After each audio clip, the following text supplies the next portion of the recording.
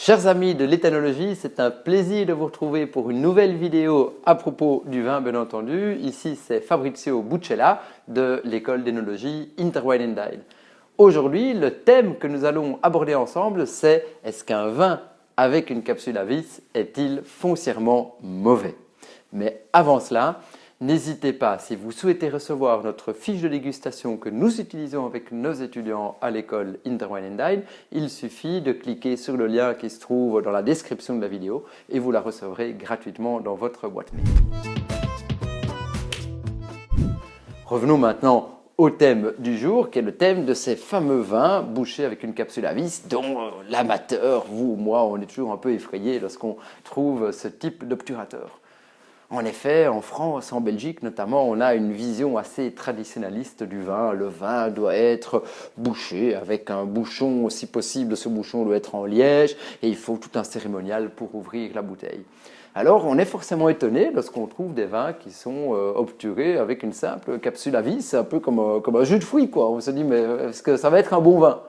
Eh bien oui, détrompez-vous, on peut avoir des bons vins, voire des excellents vins qui sont bouchés avec des capsules à vis. Vous devez par exemple savoir que dans tous les pays du Nouveau Monde, en Californie, en Afrique du Sud, en Australie, en Nouvelle-Zélande, ce qu'on appelle les pays du Nouveau Monde, bien sûr, par rapport au vin, eh bien la majorité des bouteilles sont obturées, sont bouchées, si vous le voulez, avec une capsule à vis. Et en fait, le fameux bouchon que nous utilisons, le fameux bouchon de liège, est plutôt l'exception. On trouve de temps en temps les bouchons en plastique et puis d'autres types d'obturateurs, et le bouchon traditionnel est réellement l'exception. Alors en France et en Belgique, on a plutôt l'attrait pour les bouchons naturels. Bien sûr, on le sait, vous le savez, que les vins de grande facture ou les vins de plus grande classe eh bien, ont encore tendance à être bouchés dans nos marchés, donc en France, en Belgique, on le répète, par des bouchons en liège naturel. Je connais même plusieurs domaines, des domaines relativement importants, qui ont deux chaînes d'embouteillage. C'est-à-dire que les vins sont capsulés vis quand il s'agit d'un export hors Union européenne et sont bouchés liège pour le marché français, voire le marché belge. Par ailleurs, peut-être qu'une information essentielle qu'on n'a pas encore évoquée est la fameuse micro-oxygénation, ou si vous voulez, le fameux échange entre le milieu extérieur et la bouteille. Il est certain qu'un bouchon en liège, par le fait qu'il s'agit d'un contenant microporeux, va permettre justement un contact avec l'air extérieur et donc va permettre au vin de s'oxyder et donc de vieillir au fur et à mesure des années de conservation en cave.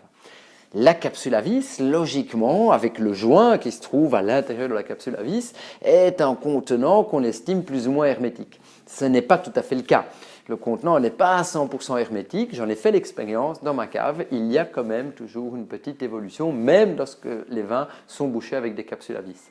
Néanmoins, pour des vins de très grande garde, mon expérience a montré que je n'ai que très rarement trouvé des vins de très grande garde qui ont été bouchés par des capsules à vis. On préfère toujours un obturateur microporeux qui permet justement cette oxydation, cet échange d'oxygène avec l'air ambiant et donc quelque part le vieillissement du vin.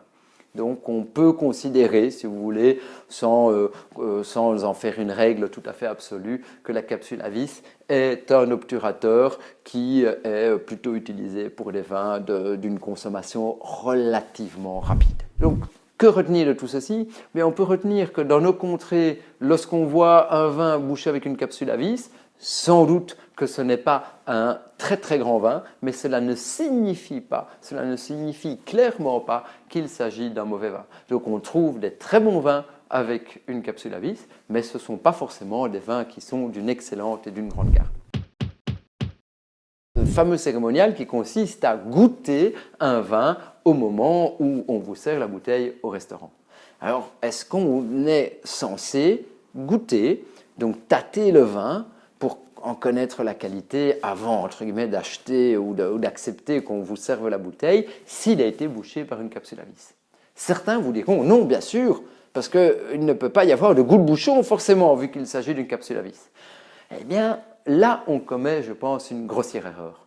Parce que lorsque vous goûtez le vin au moment du service au restaurant, vous ne dégustez pas uniquement le vin pour savoir s'il est affecté par le goût de bouchon, mais vous dégustez le produit dans son ensemble. Il y a toute une série d'autres déviations qui peuvent provenir, même quand le vin est extrêmement cher, même quand le vin est de qualité irréprochable, et même et surtout s'il a été bouché avec une capsule à vis.